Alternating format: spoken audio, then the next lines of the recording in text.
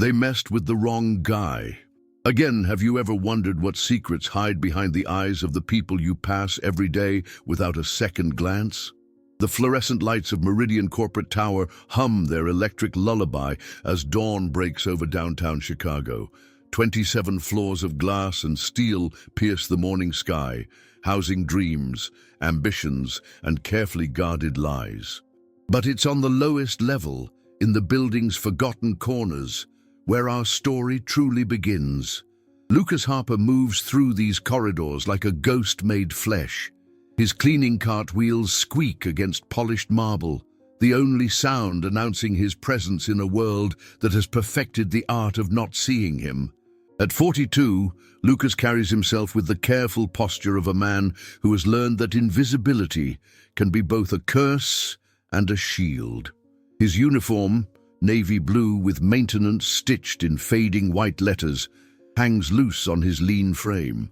Stubble shadows his jaw, not from carelessness, but from a man who has stopped caring about first impressions. When executives rush past him in $1,000 suits, their eyes slide over him like water off glass. To them, he is furniture with a pulse, background noise in their symphony of success. So, before you get comfortable, take a moment to like the video and subscribe, but only if you genuinely enjoy what I do here. The elevator opens on the 15th floor, and Lucas steps into the heartland of corporate warfare.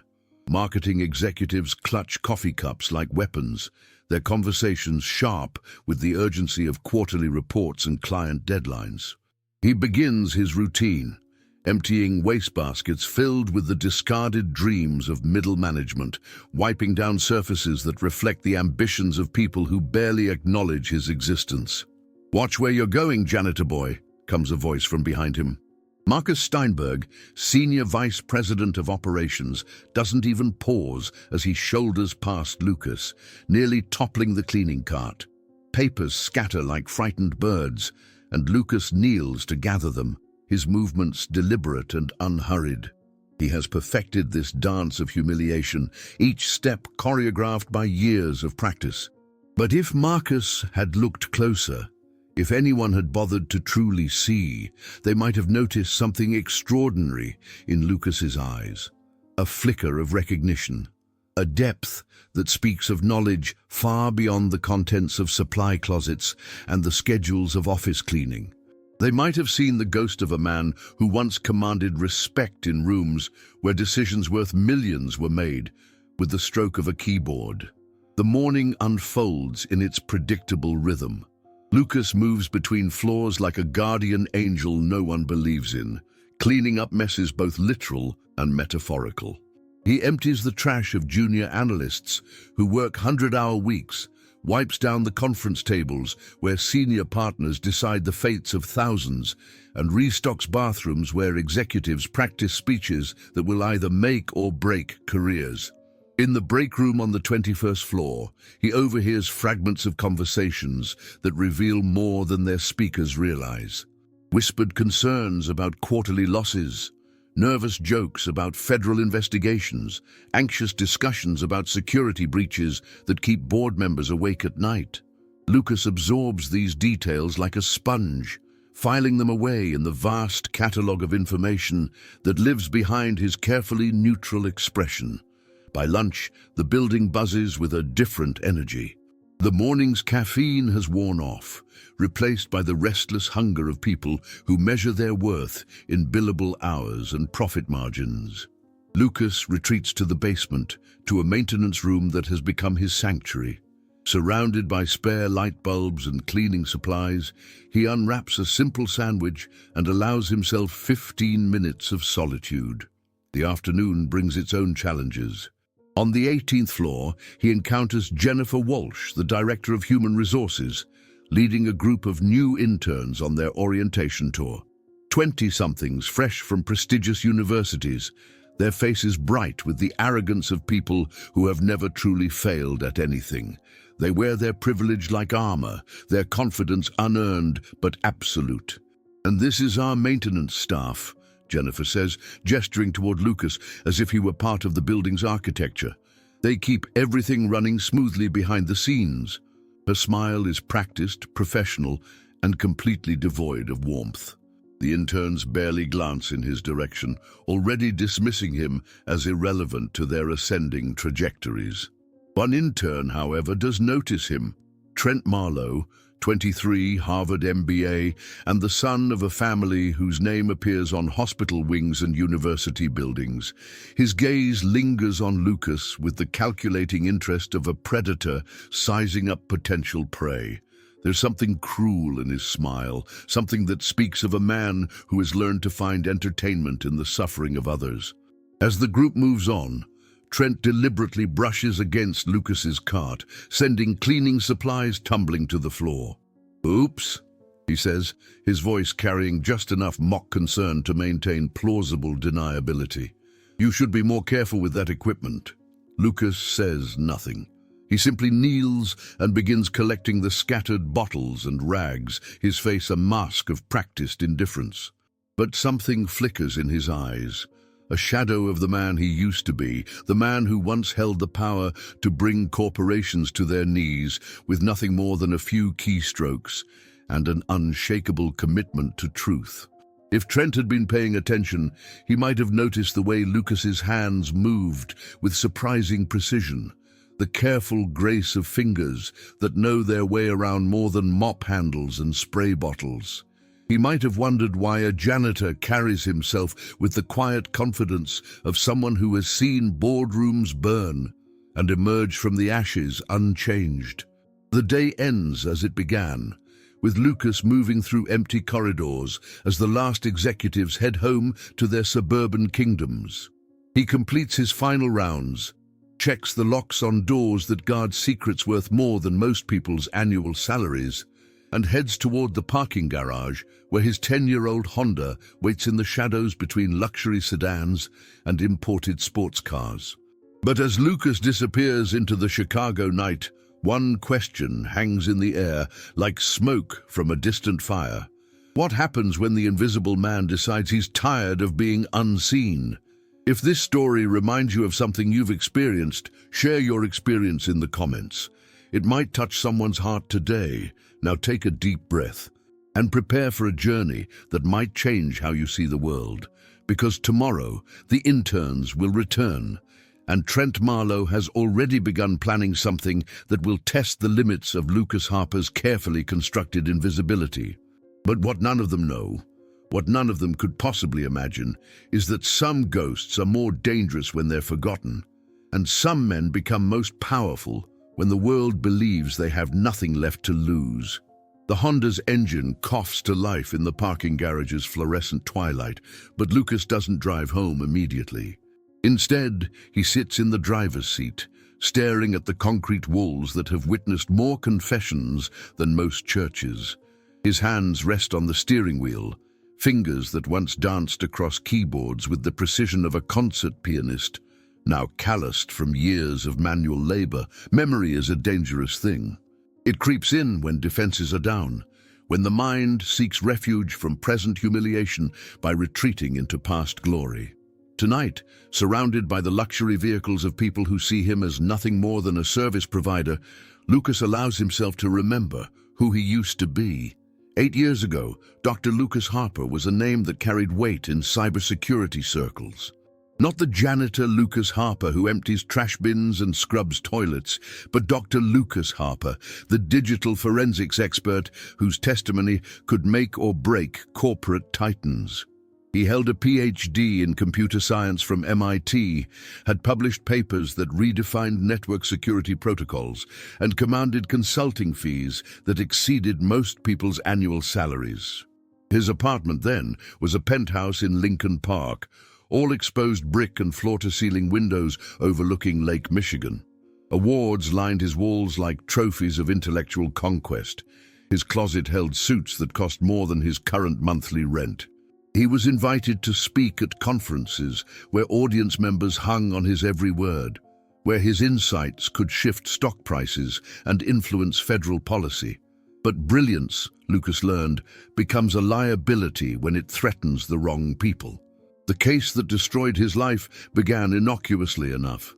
Meridian Corporation, The same company where he now pushes a mop had hired his firm to conduct a routine security audit. Standard procedure: identify vulnerabilities, patch weaknesses, submit a report wrapped in corporate-friendly language that mentioned problems without assigning blame. Lucas expected to find the usual suspects: outdated firewalls, weak password protocols, maybe some insider trading algorithms that skirted the edge of legality. Instead, he discovered something that made his blood run cold. Hidden in layers of encrypted data, buried beneath legitimate business transactions, was a digital paper trail that revealed systematic fraud on a scale that dwarfed Enron. Shell companies funneling money to offshore accounts, government contracts awarded through bribery, environmental disasters covered up with falsified reports, pension funds raided to pay for executive bonuses. The scope was breathtaking, a criminal enterprise masquerading as a Fortune 500 company, with tentacles reaching into regulatory agencies, congressional offices, and international markets. The ethical choice was clear. The smart choice was to walk away. Lucas chose ethics. His first mistake was believing the system would protect him. He followed proper channels, reported his findings to the Securities and Exchange Commission, provided documentation that should have triggered immediate investigation. He testified before congressional committees, his voice steady as he outlined evidence that should have sent dozens of executives to federal prison. Instead, he found himself at war with an enemy that had unlimited resources and no moral boundaries. The counterattack began subtly. Questions about his methodology, whispers about his mental stability, suggestions that his findings were the product of personal vendetta rather than professional analysis. The media, fed by carefully orchestrated leaks, began painting him as a disgruntled consultant seeking attention through sensational accusations. Then came the lawsuits: defamation, breach of contract, corporate espionage. Each legal filing was a surgical strike designed to drain his resources and exhaust his will to fight. His clients, spooked by negative publicity, began canceling contracts. His firm, unable to weather the storm, released him to protect their remaining business. The personal attacks escalated. Someone hacked his email accounts, releasing private messages taken out of context. His credit was destroyed by mysterious reporting errors that appeared overnight. His medical records were leaked, revealing a brief period of therapy following his divorce, suddenly reframed as evidence of psychological instability. But the cruelest blow came when they targeted his family. His elderly parents, living quietly in a small Iowa town, found themselves subjected to harassment from journalists seeking comments about their son's breakdown. His sister's children were followed by private investigators. His ex-wife received threatening phone calls in the middle of the night. The message was clear: submit or watch everyone you love suffer. Lucas held out for 18 months. 18 months of legal battles that consumed his savings, professional ostracism that destroyed his career, and personal attacks that left him questioning his own sanity. He watched his reputation crumble in real time, his life's work dismissed as the ravings of a man unhinged by his own conspiracy theories. The breaking point came when his father had a heart attack. The old man survived, but the stress of the situation, reporters camping outside the hospital, lawyers serving papers during visiting hours, had taken its toll. As Lucas sat beside his father's hospital bed, watching machines monitor the heartbeat of a man who had done nothing but raise a son who tried to do the right thing, he made a choice that saved his family and destroyed his soul. He recanted.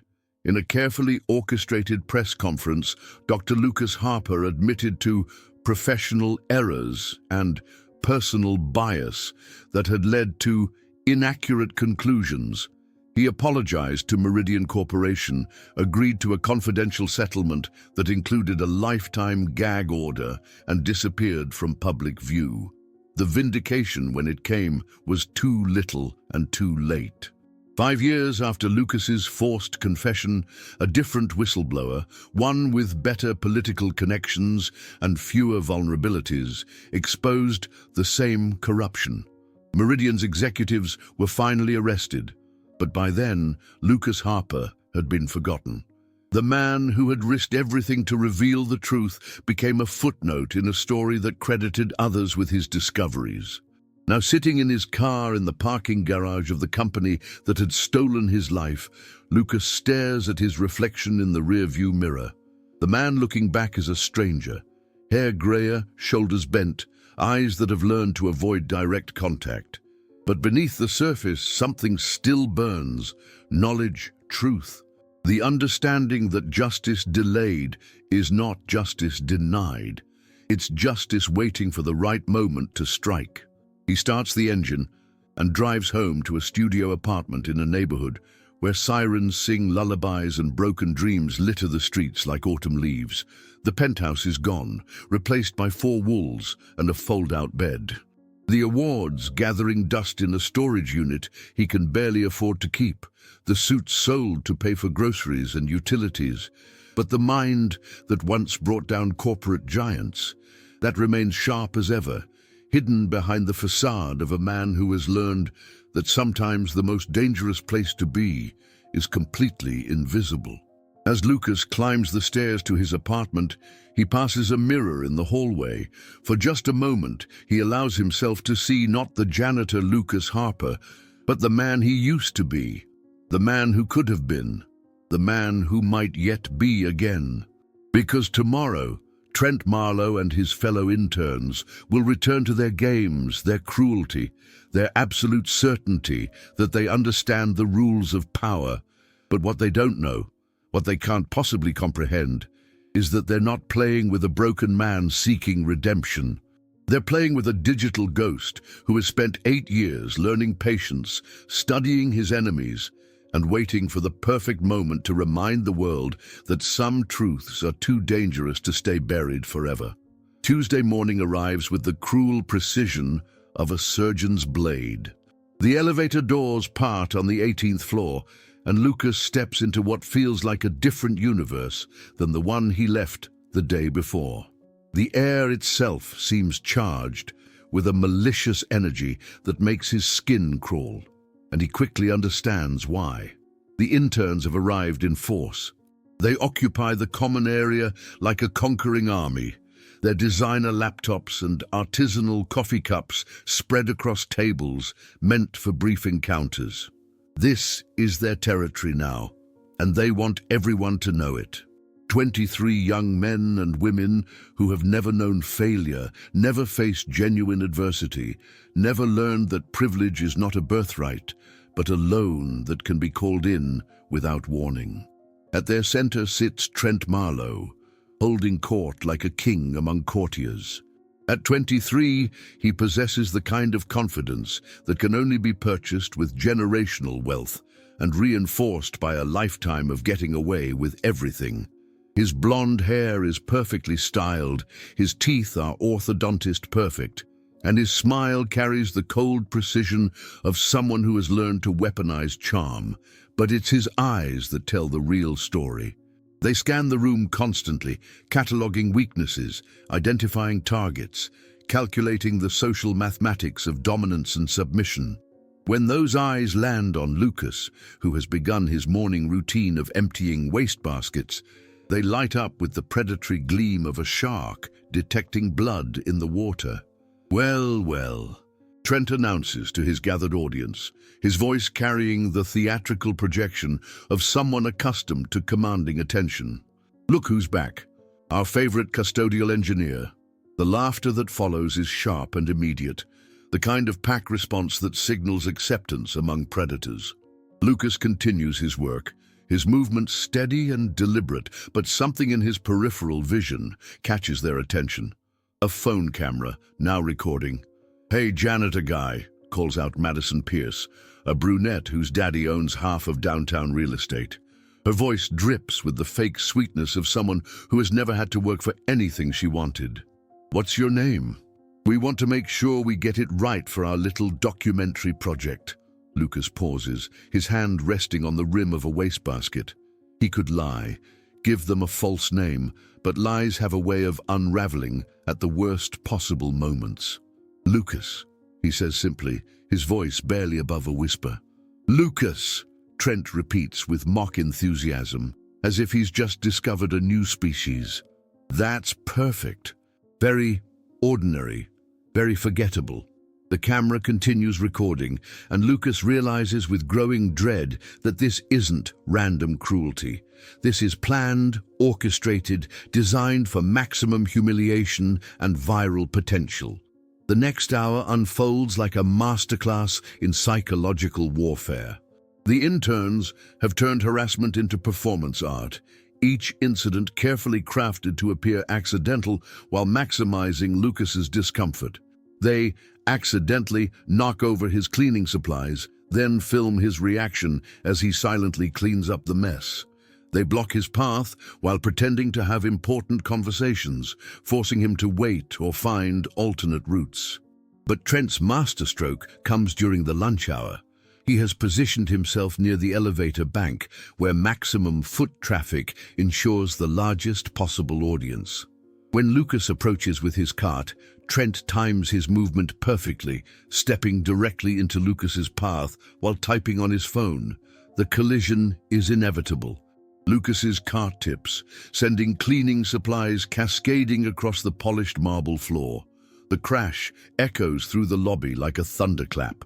And suddenly, every conversation stops, every head turns, every phone camera activates. "Oh my God," Trent exclaims, his performance worthy of an Academy Award. "I'm so sorry. I was responding to an urgent email from a client and I didn't see you there." He gestures helplessly at the mess, his face a mask of concerned innocence. This is terrible. Someone could slip and get hurt. The beauty of his trap becomes immediately apparent. Lucas is surrounded by the detritus of his own humiliation, while Trent stands clean and concerned, the innocent victim of someone else's clumsiness. The executives gathering around them see exactly what Trent wants them to see: a careless janitor who can't perform the most basic aspects of his job.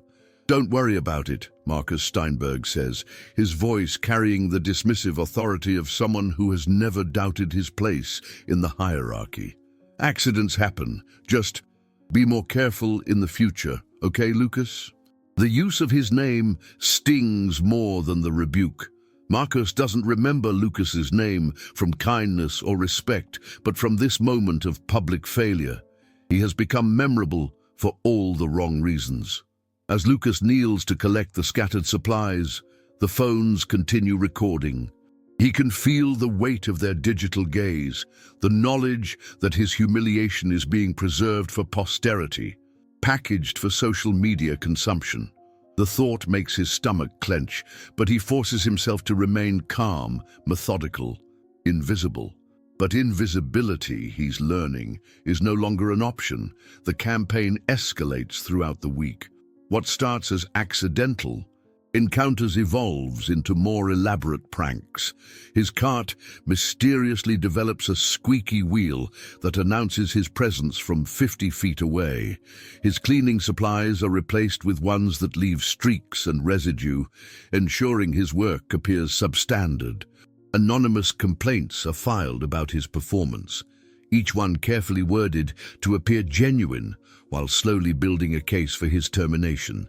The digital component is perhaps the cruelest aspect. The interns have created a group chat called Maintenance Mayhem, where they share videos and photos of their interactions with Lucas. Each incident is catalogued, commented upon, refined for maximum comedic effect. They've turned his life into their private entertainment channel, complete with running commentary and suggestion for future content. Madison shares a particularly unflattering photo of Lucas struggling with a broken vacuum cleaner, captioning it, "When you realize your liberal arts degree wasn't as valuable as advertised janitor life choices, not my problem." The post gets 37 likes and 14 comments, each one crueler than the last. They dissect his appearance, speculate about his background, create elaborate fictional histories to explain how someone could end up in such a pathetic position. To them, he isn't a person with a story, dreams, or dignity. He's a character in their personal reality show, existing solely for their amusement. By Friday, Lucas has become a celebrity of sorts within the intern cohort. They've shared their content with friends at other companies, creating a small but devoted audience for The Lucas Show. Plans are already in motion for bigger, more elaborate pranks. Trent mentioned something about bringing in props for next week, about creating a special episode that will really blow up online. But as the workday ends and the building empties, Lucas remains. He completes his rounds with mechanical precision, moving through floors that still echo with cruel laughter. In the maintenance room, surrounded by the tools of his diminished trade, he sits in silence and contemplates the week that has transformed him from invisible to infamous. The old Lucas, Dr. Lucas Harper, would have fought back immediately, would have used his knowledge of systems and networks to turn their digital weapons against them, would have exposed their cruelty with the same precision he once used to expose corporate corruption. But that Lucas was destroyed 8 years ago, sacrificed on the altar of family protection and forced submission. This Lucas has learned patience, has mastered the art of enduring rather than conquering. This Lucas knows that sometimes the most dangerous response is no response at all. Yet as he sits in the dim light of the maintenance room, something begins to shift. A small crack appears in the wall he has built around the man he used to be. The phones that recorded his humiliation today contain digital fingerprints that could be traced.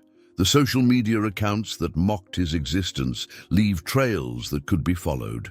The privileged young people who think they're playing a harmless game have no idea that their target once brought down an entire corporation with nothing but patience, intelligence, and an unshakable commitment to justice.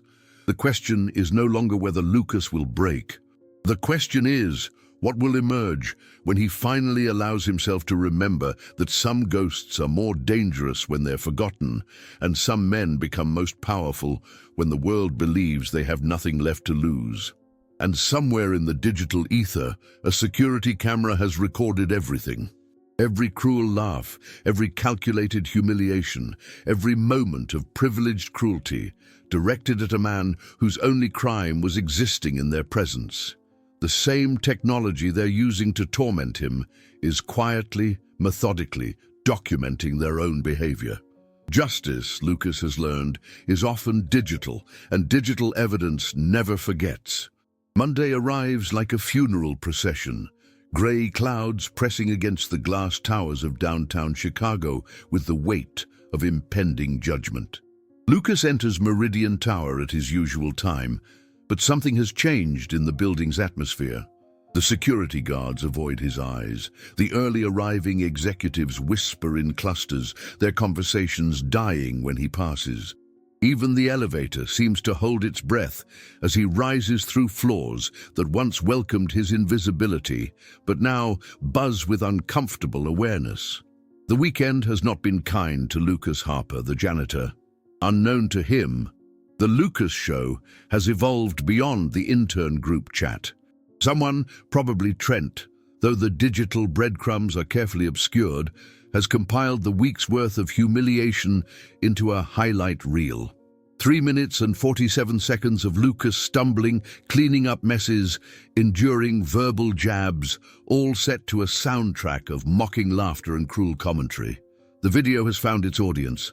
12,000 views on TikTok. 8,000 on Instagram, shared across multiple platforms with hashtags like Janitor Fail Corporate Comedy when you peaked in high school. The comments section has become a feeding frenzy of anonymous cruelty, with viewers adding their own speculation about Lucas's life, his choices, his worth as a human being. But Lucas doesn't know this yet. He discovers it in the cruelest way possible. The 18th floor buzzes with an energy that feels electric and malicious. The interns have multiplied overnight, or perhaps Lucas simply notices them more now that their campaign has reached critical mass. They cluster around phones and laptops, their faces bright with the excitement of viral success. When Lucas appears with his cart, the murmur of conversation doesn't die. It transforms into something sharper, more focused. "There he is," Madison announces, her voice carrying across the common area like a battle cry. "Our star is here." The phones come out immediately, but these aren't the casual recordings of previous days.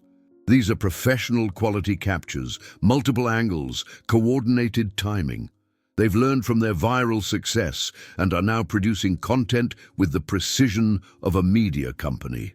Trent steps forward, his smile wider than Lucas has ever seen it. "Lucas, buddy, we need to talk." His voice carries a false intimacy that makes Lucas's skin crawl. "You're famous, man. Like internet famous. Do you know what that means?" Lucas continues his work, but his hands have begun to shake slightly. Something in Trent's tone suggests that the game has escalated beyond simple workplace harassment. This is something else, something darker. "Come on, don't be shy," Trent continues, now walking alongside Lucas as he moves between desks. "Show him, Madison." The phone screen appears in Lucas's peripheral vision, and what he sees makes his blood turn to ice water. It's himself, but viewed through the lens of orchestrated cruelty. Every stumble magnified, every moment of humiliation replayed in slow motion, every private moment of pain transformed into public entertainment. But it's the comments that destroy him. Hundreds of strangers dissecting his appearance, his life, his value as a human being, speculation about his background that hits uncomfortably close to truth. Jokes about failure and disappointment that echo the voices in his own head during his darkest moments. 43,000 views and climbing, Madison says with the pride of a Hollywood producer announcing box office numbers. "You're trending in 3 cities. Janitor Lucas is actually picking up momentum." The numbers hit Lucas like physical blows. 43,000 people have watched his humiliation. 43,000 strangers now know his face, his name, his moments of private pain. The carefully constructed invisibility that has protected him for 8 years has been shattered in a single weekend. "The best part," Trent continues, his voice dropping to a conspiratorial whisper, "is that we're just getting started. This is like the pilot episode. We've got so many ideas for content, maybe a whole series. The Secret Life of Corporate Janitors or something catchy like that." Lucas stops walking. His hands, still gripping the handle of his cart, have gone white at the knuckles. For the first time in 8 years, the mask begins to slip. Not intentionally, not strategically, but from the simple human inability to absorb any more psychological damage. He begins, then stops. His voice, when it emerges, sounds like it belongs to someone else. "I just want to do my job." The admission hangs in the air like blood in water, and the predators respond immediately. The phones zoom closer. The commentary becomes more animated. They sense weakness, and weakness in their world is permission to attack. "Oh, that's so sweet," Madison coos, her voice dripping with mock sympathy. "He just wants to do his job." "But Lucas, honey, you are doing your job, your new job. You're an influencer now. You're bringing joy to people's lives." The cruelty of the statement is breathtaking in its casual precision. They've taken his degradation and reframed it as a service, his pain as their gift to the world. In their minds, they're not bullies, they're content creators providing entertainment to their audience. The morning deteriorates from there. Word of Lucas's viral fame has spread throughout the building, and people who have ignored him for 3 years now stop to stare. Some show phones to colleagues, pointing and whispering. Others openly laugh when he passes. A few seem uncomfortable with the situation, but not enough to intervene. By noon, Lucas has retreated to the basement. The maintenance room that once served as his sanctuary now feels like a bunker under siege. He sits among the cleaning supplies and spare light bulbs, trying to process what his life has become in the span of 72 hours. The old Lucas, Dr. Lucas Harper, would have seen this coming, would have recognized the escalation pattern, would have understood that digital harassment follows predictable trajectories, would have taken action before the situation reached critical mass. But the old Lucas had resources, legal representation, professional connections, the ability to fight back without losing everything. This Lucas, the janitor Lucas, has nothing but the clothes on his back and a storage unit filled with the remnants of his former life. The afternoon brings a development that pushes the situation beyond harassment into something approaching psychological warfare. The interns have created a fake social media profile for Lucas, Janitor Lucas Official, complete with made-up biographical details and fictional quotes. They're now posting content from him, creating a persona that bears no resemblance to reality, but feeds their audience's appetite for content. The fake Lucas is portrayed as delusional, claiming former glories that everyone knows are impossible. He brags about degrees he never earned, jobs he never held, accomplishments that sound increasingly absurd. The real cruelty is in the details. They've made him pathetic in specific ways that feel authentic to their audience. When Lucas discovers the fake profile during his evening rounds, something fundamental breaks inside him. This isn't just harassment anymore. This is identity theft, character assassination, the systematic destruction of not just his dignity, but his very selfhood. For 8 years he has endured by accepting invisibility, by choosing silence over confrontation, submission over resistance. He has sacrificed his pride, his potential, his very identity on the altar of peace and family protection. But now they're not just taking his dignity, they're stealing his voice and using it against him. The breaking point comes at 6:47 p.m. in the empty conference room on the 24th floor. Lucas is wiping down the table where, hours earlier, senior executives made decisions that affect thousands of lives. The irony isn't lost on him. He once sat at tables like this, his voice carrying weight, his opinions shaping policy. His reflection stares back at him from the polished surface, and for the first time in years, he doesn't see the broken janitor. He sees the ghost of Dr. Lucas Harper, the man who brought down Meridian Corporation once before. The man who has spent 8 years learning patience, studying systems, understanding his enemies better than they understand themselves. The revelation comes with crystalline clarity. They haven't just attacked a janitor. They've awakened a digital warrior who has spent 8 years in exile, learning the terrain, waiting for the right moment to emerge from the shadows. But this time will be different. This time he won't just expose corruption, he'll demonstrate the true cost of cruelty. This time he won't just seek justice, he'll deliver education in the most permanent way possible. As Lucas finishes his rounds and heads toward the parking garage, his phone buzzes with a notification. Someone has tagged the fake Janitor Lucas Official account in a comment thread that has gathered over 200 responses. The cruelty has reached a crescendo that would have destroyed the old Lucas Harper completely, but the old Lucas Harper was destroyed 8 years ago. What emerges from that destruction now is something else entirely. A man who has learned that the most dangerous person in any room is the one everyone believes has nothing left to lose. The game is about to change. And Trent Marlowe has no idea that he's not playing with a broken janitor seeking dignity. He's playing with a digital ghost who has spent 8 years learning patience, studying power, and waiting for the perfect moment to remind the world that some truths are too dangerous to stay buried, and some men become most powerful when they finally decide to stop hiding in the shadows. Wednesday morning breaks with the deceptive calm of a hurricane's eye. Lucas arrives at Meridian Tower at 5:47 a.m., 3 minutes earlier than usual, a small deviation that will prove more significant than anyone could imagine. The building's lobby feels different. charged with an electricity that has nothing to do with the approaching storm clouds gathering over Lake Michigan. The first sign comes at 6:23 a.m. when the elevator's digital display flickers and dies.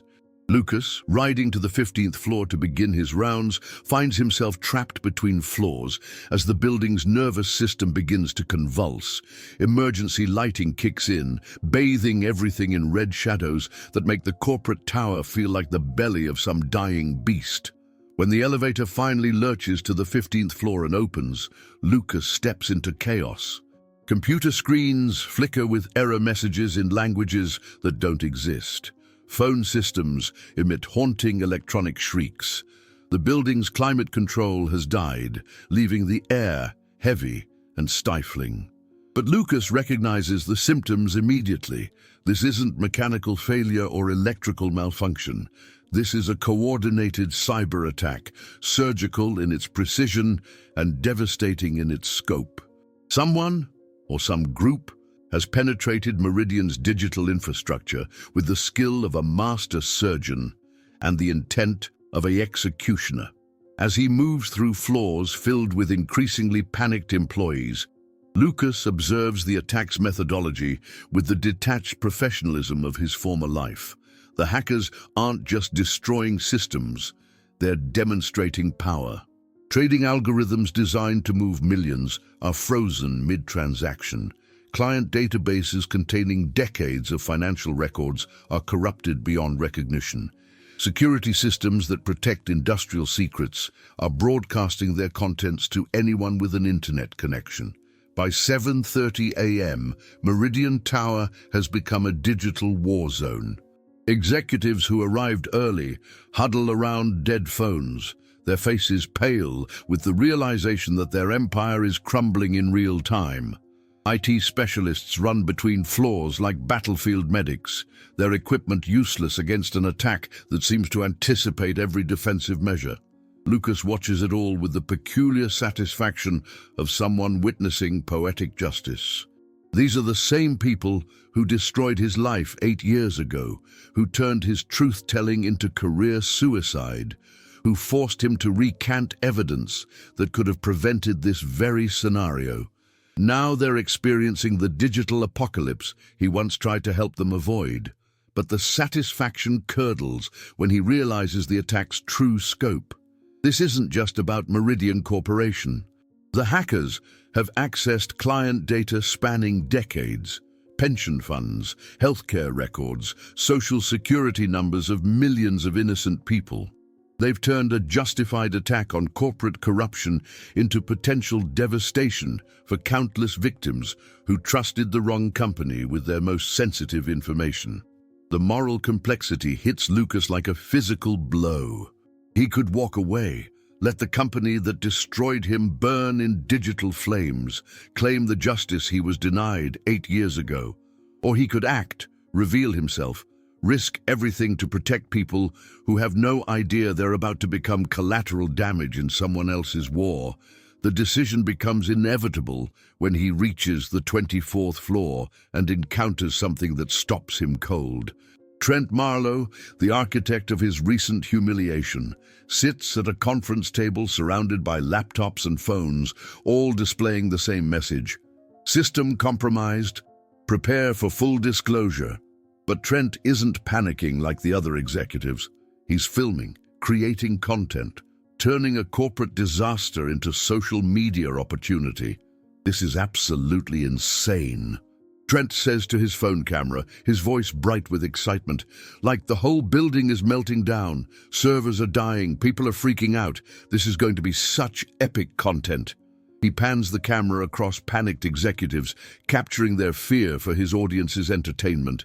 The casual cruelty of it, the reduction of human panic to content, the transformation of genuine crisis into personal opportunity, crystallizes everything Lucas has learned about the moral bankruptcy of privilege. But what happens next pushes the situation beyond tolerance into the realm of unforgivable. Oh, and check this out. Trent continues, zooming his camera toward a computer screen displaying what appears to be personnel files. Looks like they're dumping employee records, social security numbers, home addresses, medical histories. This is going to ruin so many people's lives, but honestly, that's not my problem. The callous dismissal of other people's potential devastation ignites something in Lucas that has been dormant for 8 years. Not anger. Anger is hot and impulsive. This is something colder, more focused. This is the calculating fury of someone who has finally found a target worthy of his skills. At 9:15 a.m., the attack enters its final phase. Every screen in Meridian Tower displays the same message: truth cannot be buried forever. Full data release in 60 minutes. Below the text, a countdown timer begins its inexorable march towards zero. The boardroom on the 27th floor erupts into barely controlled panic. Senior executives who once controlled billions now huddle around a conference table like survivors of a digital shipwreck. FBI cybersecurity specialists, called in as emergency consultants, deliver the news nobody wants to hear. The attack is beyond their ability to stop. The penetration is too deep, Agent Sarah Chen explains, her voice carrying the exhausted authority of someone who has seen too many digital disasters. They've compromised every major system. Firewalls, backup servers, even air-gapped systems that should have been impossible to access. This isn't random hacktivism. This is surgical precision by someone who knows these systems better than the people who built them. CEO William Harrison, the same man who orchestrated Lucas's destruction 8 years ago, stares at the countdown timer with the hollow eyes of someone watching his empire crumble. How long do we have? 37 minutes until full data release, Agent Chen replies. After that, every classified document, every client record, every internal communication will be public knowledge. The financial damage alone will be catastrophic, but the personal information exposure could affect millions of people. Lucas stands in the corner of the boardroom, invisible as always, his cleaning cart a prop in a performance that has lasted 8 years. He watches the architects of his downfall face their own reckoning and for a moment considers letting justice take its natural course. But then he thinks about the millions of innocent people whose information is about to become public. Retirees whose pension data will be exposed. Patients whose medical records will be violated. Children whose social security numbers will be sold on dark web markets. The old Lucas Harper would have acted immediately, diving into the digital battlefield with the righteous fury of someone fighting for truth. This Lucas, tempered by 8 years of humiliation and loss, understands that justice without wisdom is just another form of destruction. He also understands something the FBI specialists don't: the attack's signature. The methodology, the precision, the particular vulnerabilities being exploited. He's seen this work before. This isn't random hacktivism or foreign espionage. This is someone using his own techniques, his own discoveries, his own digital fingerprints to wage war against Meridian Corporation. 8 years ago, when he was forced to recant his testimony, Lucas had documented every security flaw, every backdoor, every potential vulnerability in Meridian systems. That documentation, sealed under court order and supposedly destroyed, has somehow found its way into the hands of someone with both the skill and motivation to weaponize it. The irony is breathtaking. His own past work has become the instrument of the company's destruction. The ghost of Dr. Lucas Harper has returned to finish what the living man was forced to abandon. But ghosts, Lucas realizes, can be recalled by those who understand their true nature. At 9:42 a.m., with 18 minutes remaining on the countdown, Lucas makes a choice that will either redeem his lost years or destroy what remains of his carefully constructed invisibility. He steps forward, his voice cutting through the chaos like a blade through silk. "I can stop it." The boardroom falls silent. 27 of the most powerful people in corporate America turn to stare at a janitor whose existence they've barely acknowledged for 3 years. William Harrison's face cycles through confusion, recognition, and something approaching terror as he realizes who has just spoken. "You," Harrison whispers, his voice carrying the weight of 8 years of buried guilt. "Lucas Harper." Agent Chen looks between them, her professional instincts detecting undercurrents she doesn't understand. "Do you two know each other?" Lucas meets Harrison's gaze for the first time in 8 years, and in that moment, both men understand that the past has finally caught up with the present.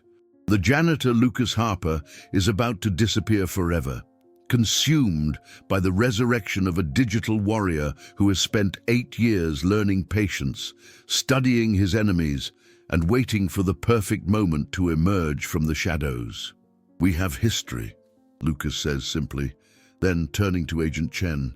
"But right now, I'm the only person in this room who can save those innocent people from having their lives destroyed. The question is, are you willing to let me try?" 17 minutes and counting, the fate of millions hanging in the balance. And Lucas Harper, invisible no more, stands at the center of a storm he helped create, and may be the only person capable of stopping. The game has changed completely, and everyone in that boardroom is about to learn what happens when you mistake silence for weakness and patience for defeat. The silence in the boardroom stretches like a taut wire, broken only by the steady tick of the countdown timer that has become the heartbeat of impending catastrophe. 16 minutes and 37 seconds until millions of innocent lives are shattered by digital shrapnel from a war they never knew they were part of. Agent Chen's training kicks in first. "Mr. Harper, is it? If you have information relevant to this attack, you need to share it immediately. We don't have time for games." Lucas moves toward the conference table with the measured pace of someone who has spent 8 years perfecting the art of deliberate action. His cleaning cart, abandoned near the door, seems like a relic from another lifetime, a costume discarded by an actor stepping into his true role. "It's Dr. Harper," he says quietly, his voice carrying an authority that makes several executives shift uncomfortably in their seats. PhD in computer science from MIT, specializing in cybersecurity architecture and digital forensics. "At least, that's who I used to be before this company destroyed my life." William Harrison's face has gone ashen. He recognizes not just the name, but the voice. The same voice that once testified before Congress, the same voice that exposed corruption so deep it should have brought down his entire organization, the voice he thought he had silenced forever. "That's impossible," Harrison stammers. "Dr. Lucas Harper died in a car accident 3 years ago. We verified." "You verified what you wanted to verify." Lucas interrupts, his tone carrying the cold precision of someone stating facts rather than making accusations. "I needed to disappear completely. Sometimes the best way to hide is to die, professionally speaking. But I never left Chicago. I've been here, watching, learning, waiting." Agent Chen's eyes narrow as pieces of a puzzle she didn't know existed begin falling into place. "The Harper Report. You're the whistleblower who exposed the Meridian fraud 8 years ago, but you recanted your testimony." "I was forced to recant." Lucas's words drop into the silence like stones into deep water.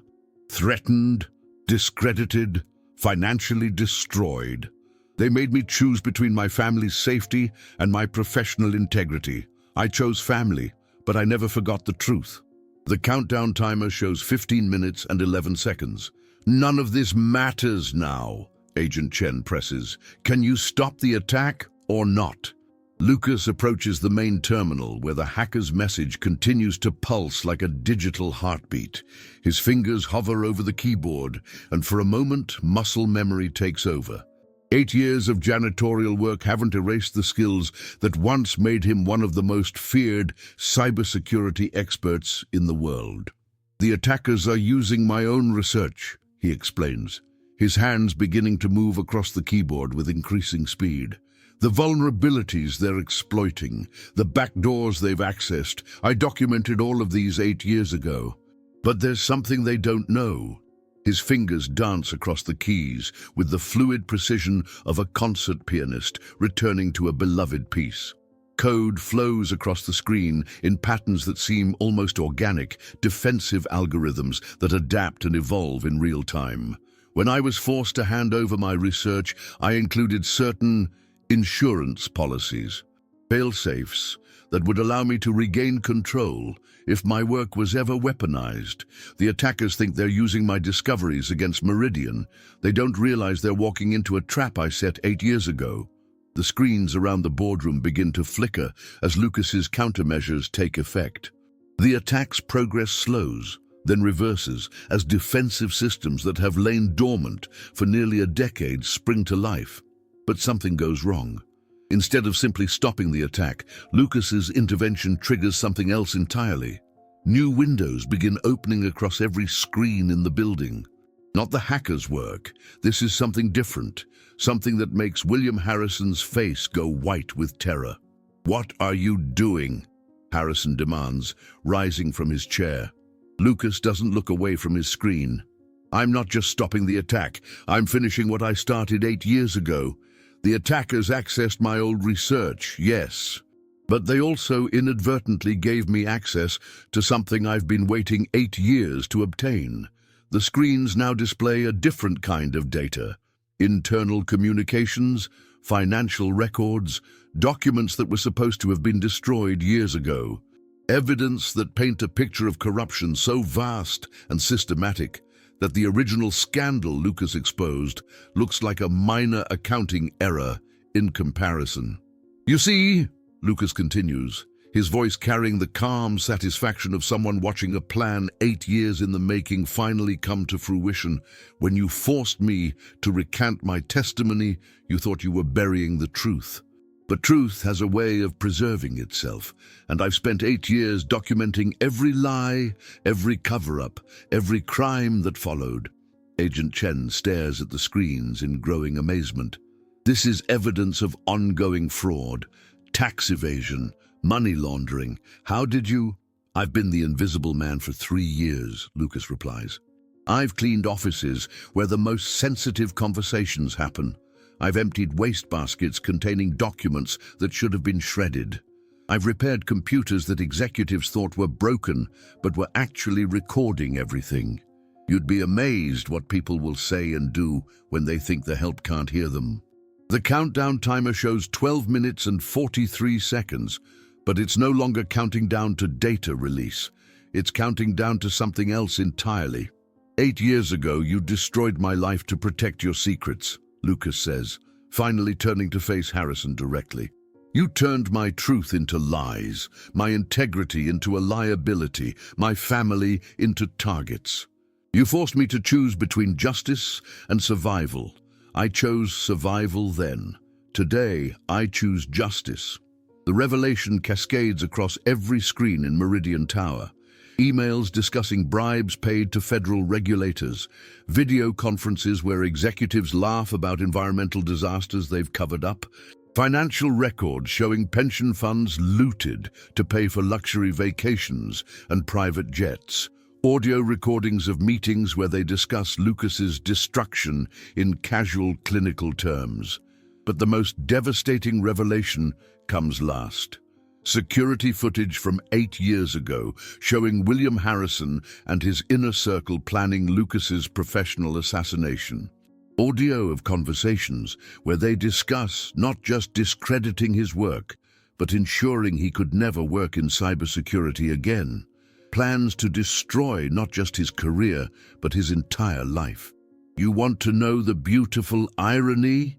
Lucas asks, his voice carrying a mixture of satisfaction and sadness.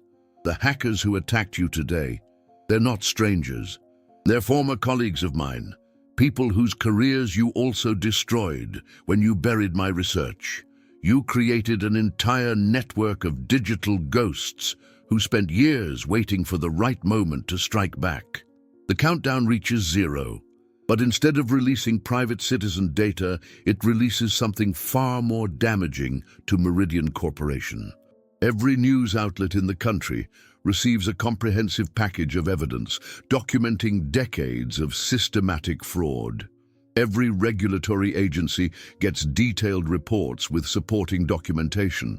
Every law enforcement office receives criminal referrals with enough evidence to support immediate arrests. Agent Chen is already on her phone, calling for backup.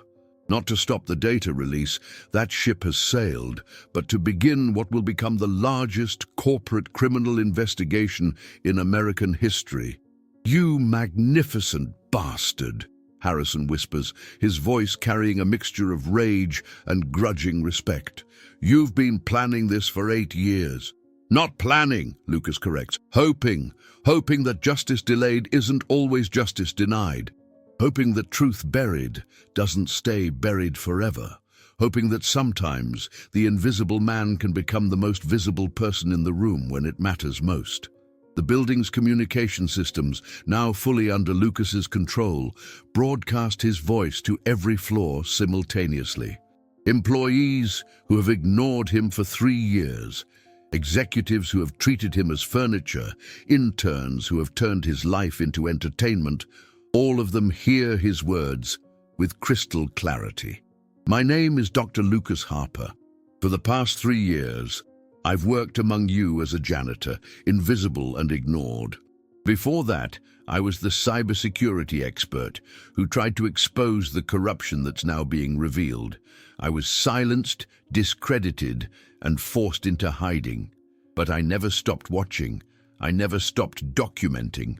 And I never stopped believing that truth would eventually triumph over power." In the common area on the 18th floor, Trent Marlowe stares at his phone screen in growing horror. The video that made him briefly internet famous, The Lucas Show, is now being shared with very different commentary. Screenshots of the cruel comments are being paired with Lucas's true identity, creating a narrative that transforms the tormentors into the villains of their own story. The fake social media profile they created for Lucas has been replaced with something else entirely. A comprehensive document outlining not just his credentials and achievements, but the systematic campaign of harassment he endured. Every cruel video, every mocking comment, every moment of deliberate humiliation is now preserved as evidence of workplace bullying by privileged interns who turned human suffering into entertainment. "The students you mocked," Lucas continues, his voice reaching every corner of the building, "the man you turned into, content for your amusement, the janitor you thought was beneath your notice.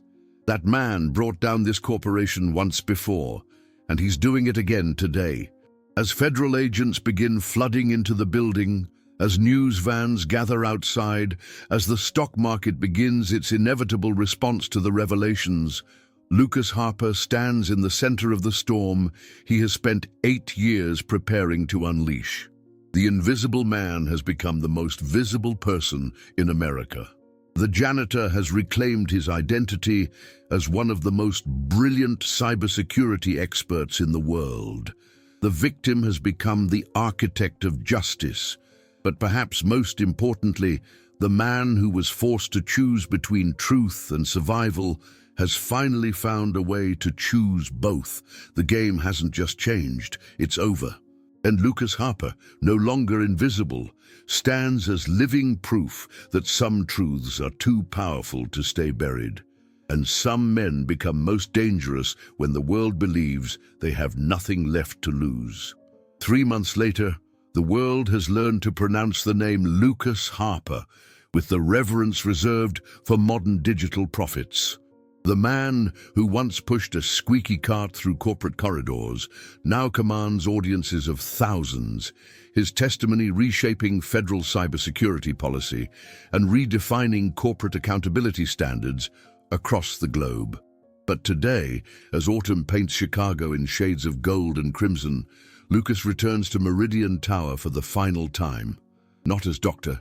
Lucas Harper, the celebrated whistleblower whose courage has inspired a new generation of truth-tellers. Not as the cybersecurity consultant whose firm now advises Fortune 500 companies on ethical digital practices. Simply as Lucas, a man seeking closure in the building where his old life died and his true life was reborn. The tower itself bears the scars of revelation.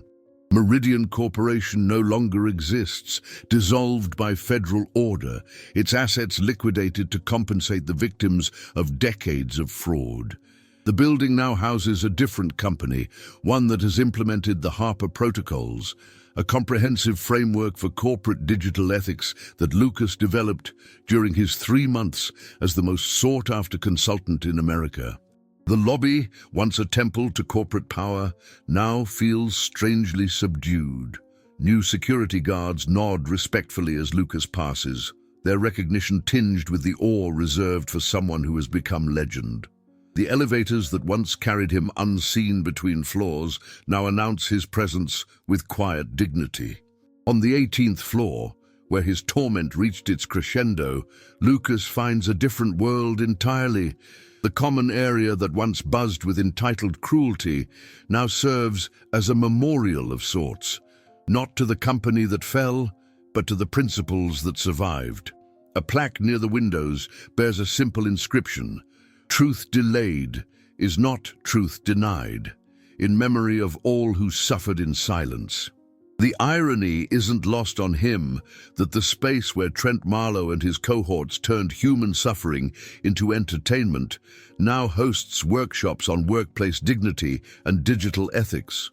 The very tables where they planned his humiliation are now used for sessions teaching corporate responsibility to a new generation of business leaders. The former interns have faced their own reckonings in ways both public and private. Trent Marlowe, once destined for a corner office through family connections, now works at a small accounting firm in suburban Milwaukee.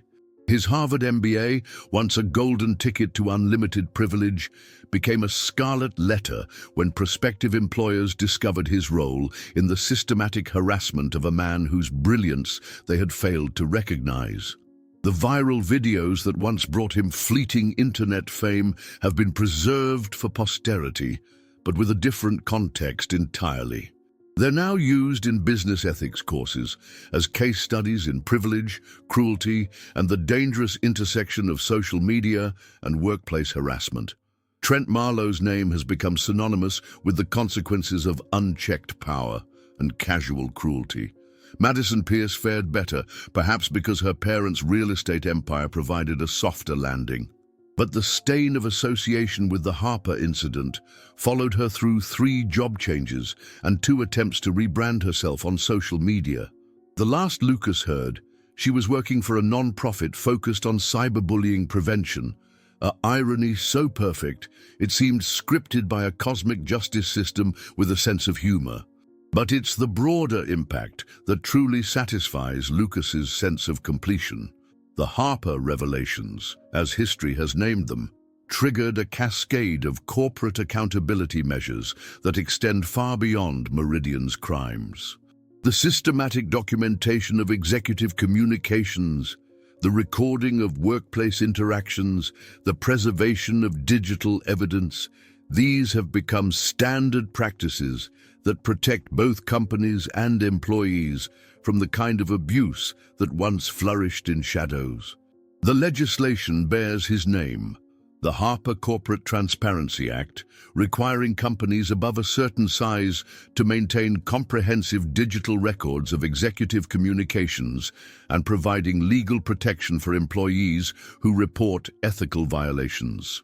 The law that emerged from his 8 years of patient documentation has made it nearly impossible for corporations to silence whistleblowers through the methods once used against him. As Lucas rides the elevator to the 27th floor, the boardroom where he revealed himself and changed everything, he reflects on the strange mathematics of justice. 8 years of silence, 3 years of invisibility, 3 months of fame. The equation had seemed impossibly unbalanced, but time has revealed its own elegant symmetry. The boardroom itself has been transformed into something resembling a courtroom of digital justice. Federal investigators spent weeks here, unraveling the complex web of corruption that Lucas's evidence had exposed. William Harrison and 17 other executives are now serving federal sentences in facilities that lack the luxury they once took for granted. The room where they once planned Lucas's destruction has become the command center for rebuilding everything they sought to corrupt. Agent Sarah Chen, now promoted to lead the FBI's corporate cybercrime division, joins Lucas for this final visit. Their professional relationship has evolved into something approaching friendship, built on mutual respect for the complexities of digital justice and the patience required to see truth triumph over power. "Any regrets?" she asks, standing beside him at the windows that offer a panoramic view of Chicago's skyline. Lucas considers the question with the thoroughness it deserves. "About the 8 years of silence? Sometimes. About the 3 years of invisibility? Never. About the choice to reveal everything when I did? Not for a single moment." He turns from the window to face the empty boardroom. The man who walked into this building as a janitor 3 years ago needed those years of invisibility. He needed to understand the true nature of power, to document the patterns of corruption, to become patient enough to wait for the right moment.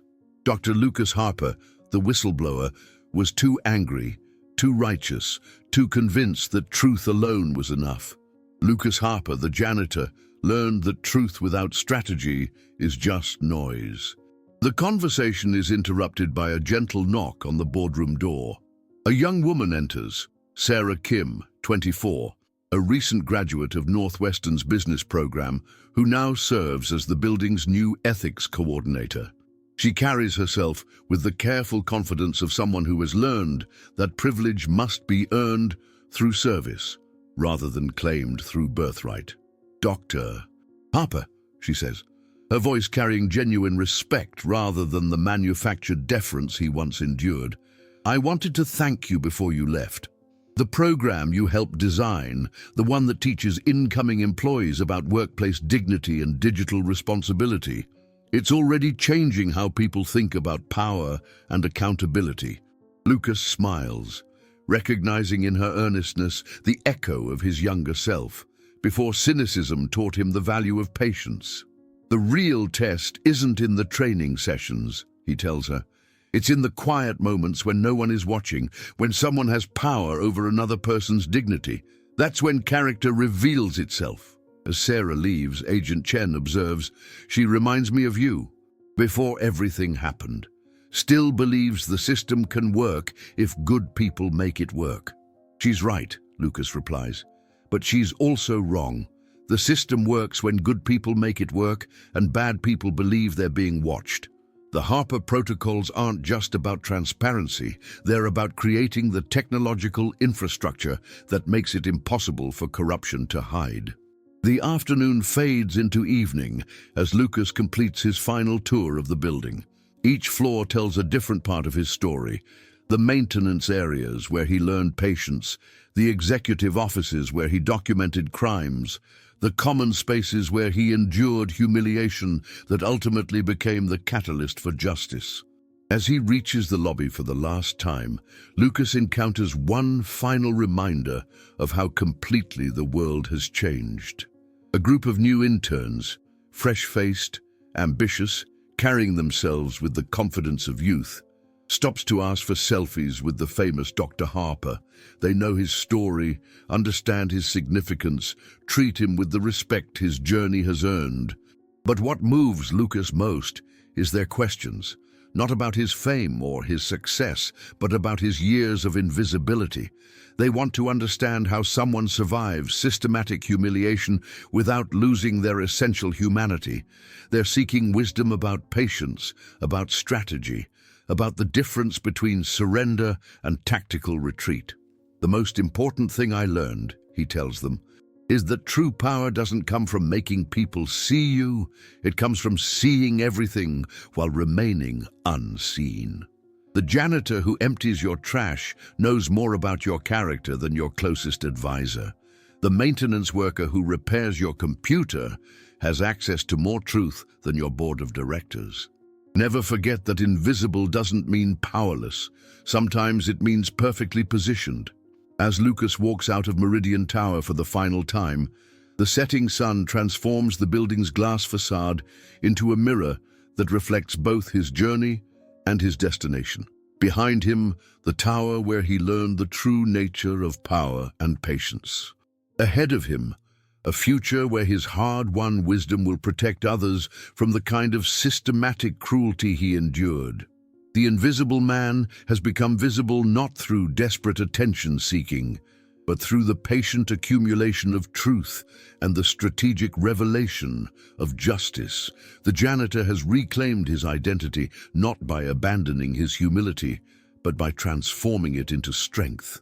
The victim has become the architect of systemic change, not through revenge, but through the careful construction of a better world. In his car, driving through the Chicago streets where he once wandered as a broken man seeking redemption, Lucas Harper allows himself a moment of quiet satisfaction. Justice delayed proved not to be justice denied, but justice perfected through patience.